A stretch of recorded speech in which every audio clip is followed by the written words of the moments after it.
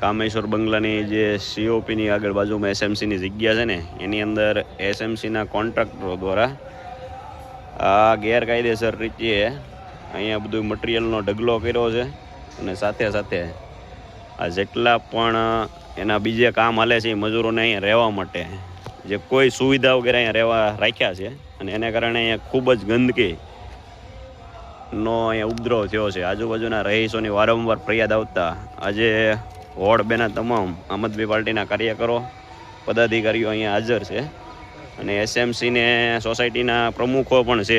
Kameshwar villa બાજુમાં સ્વસ્તિક, રાજશૈલી દરેક. અને એના કારણે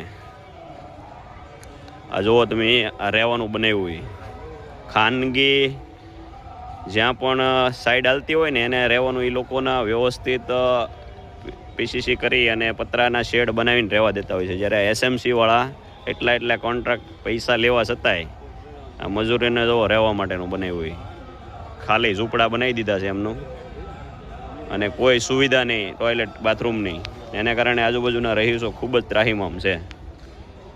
જો મટીરિયલ વેસ્ટેડ પીડ્યું છે બધું.